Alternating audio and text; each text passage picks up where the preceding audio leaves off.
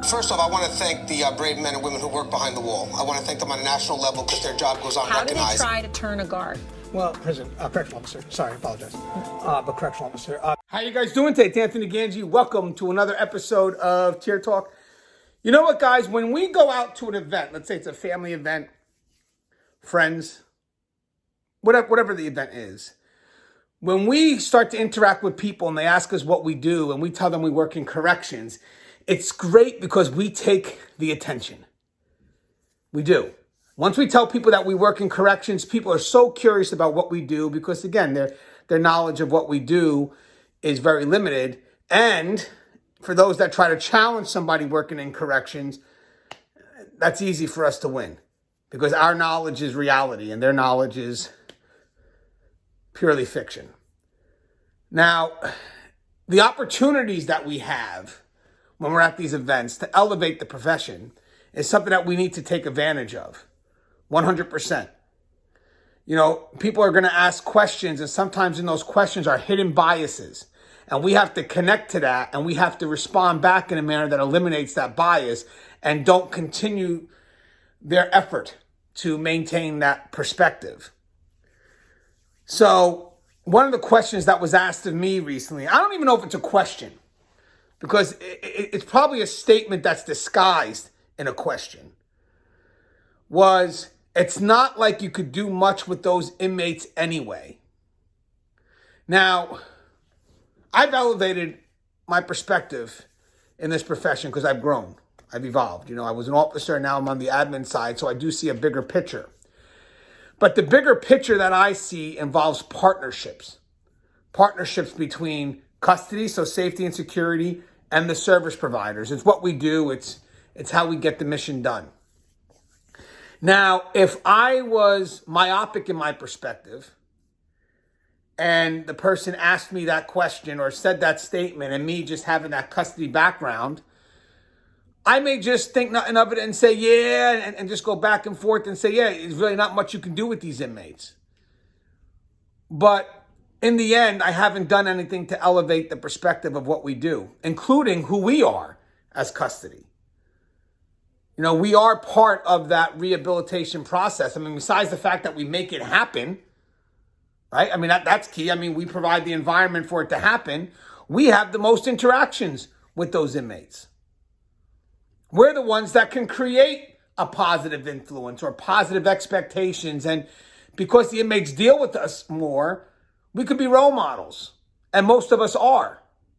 So when that person said that question, that was probably a statement, but just to get something out there, I actually take that as an insult. I take that as a limited perspective of who we are and what we do behind that wall. And then even just as a custody person, it is a disrespect. Because we're not primitive Neanderthals. Our world is forever moving, and it's defined by the interactions that we have every day and the influences that we can have to the lives that are behind that wall. And I've seen it, guys. I've seen it.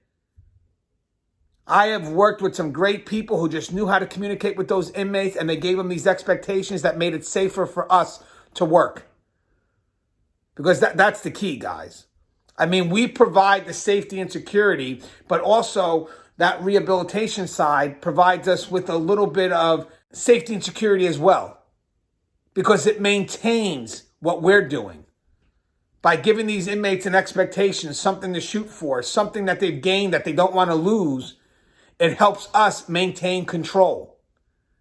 But we are a part of that. We're a big part of that. So when people come up and they try to challenge that, I'm going to get right back in their face. Do you have any idea what custody does? Do you have any idea of the interactions that they have with those inmates in which they have to direct those inmates to where they need to be? For you to say that we just stand there and not move and not have any positive influence, I'm going to challenge that. I have to. Because within those influences are our purpose. And I can't let you take that. I can't. Because for many of us, that's our motivation. You know, if you ask a police officer why they got into the job, most of them will say, and again, definitely the right reason is to help the community. We get that here in corrections as well. Protect and serve, yes, we get that. We're protecting the public. But we're also having an impact on our community. That's part of the serve process. We, as custody now, once the world started opening and once we have the program providers coming in, we have extended that service to rehabilitation, part of that protect and serve. And when you see custody and program providers working together, creating that impact, making that change, that's going to be reflected in the outside world when those inmates get released. Because in the end, it's not us behind the wall that's screwing this up. It's not. I've seen dedicated staff, custody, program providers. We're doing everything we can within the limited means that we have. And then when they get released, as much as people are saying, well, we're there for you, we got you, it's not always the case. But I will not allow anybody to say that we're not doing something positive behind that wall. I can't allow that. And I can't allow people to see custody as being Neanderthals and just being primitive in their ways and interactions with the inmate population. Because I've seen good, positive interactions behind that wall. But I also want custody to be aware of something too. I know that we are trained to always see the wolf. And sometimes it's hard to not feel that you're being played. But you at all times have control of the dialogue you are having with these inmates. You at all times have control of the direction where you're sending that inmate. I think a lot of custody believe that they're not a part of that rehabilitation process. And not because they don't want to. They want to be a part of it. They just don't think they have permission to be a part of it. Well, you do have permission because we need you. We need you to be a part of this process. The reason why I'm coming up with this is because I got a chance to talk to an officer who was getting ready to retire. She was upset. And I asked, hey, what's going on? You don't look like yourself today. And she goes, well, I'm retiring. And, I was counting the days, but now that the days have come, I'm just can't believe it's here already. I don't quite know what to do. And the funny thing is that we all going to have that plan to retire. I get it. And we all should have something that we want to do afterwards to kind of keep that momentum going, to keep that purpose going. But if you have somehow connected yourself to a purpose in corrections, which is great because we should be doing that, it's going to be a big portion of our lives, then once you leave, you feel that that purpose is gone. It's part of the reason why I created this venue, to continue that purpose for people, to continue the voices that you have, the experiences, the knowledge, the impact. So when she stated to me that she was concerned about what to do next, that wasn't what her concern was. Because then when I asked her, well, what's your plan? She just went back and started talking about the career that she had and how she couldn't become a supervisor. And, and I was like, hey, this has nothing to do with where you're going next. This has to do with what you left behind, what you have done. That's what your concern is right now. And I know this officer. And I said, I'm sure you have had some impact on somebody behind this wall, a life that you've changed. Because in the end, that's how we discover what our purpose is. It's how we serve others. Doesn't matter, at that point who it is, as long as we're able to create a positive change. And when our day comes to retire, we may look back and say, hey, what legacy did I leave behind? And in her mind, she was so trapped because she didn't move up and kind of connecting the position to that legacy. But as we continue to dialogue, she shared a story with me about an inmate that she helped. Very professional. This officer is an officer that's highly respectable. And she talked about how she interacted with the inmate, how she was able to motivate that inmate to get into programming, get into education. And then just like I did right before I introduced that part of the story, I justified it. When she was finished telling the story, she goes, but Gangi, by no means did I ever do anything wrong with this inmate. I just wanted you to know that this was an impact I had. And she kept on feeling the need to justify it. I never questioned her integrity. She's an amazing officer. But yet she felt the need to justify this positive impact that she had with the inmate. In my mind, it was like she was asking for approval, or that she didn't know she's supposed to play that role. So when she was done, I said, you don't need to justify that. You don't need my permission to have an impact on someone's life. I think, to be honest with you, most of us, we create change in these inmates, but we do it in secret because we don't feel that it's part of our job. And sometimes we may not share that to our peers because we don't feel that they want to know that. Because they're going to say, well, you're getting too involved or you're getting too close. You're custody. You set the standards. You're controlling the dialogue.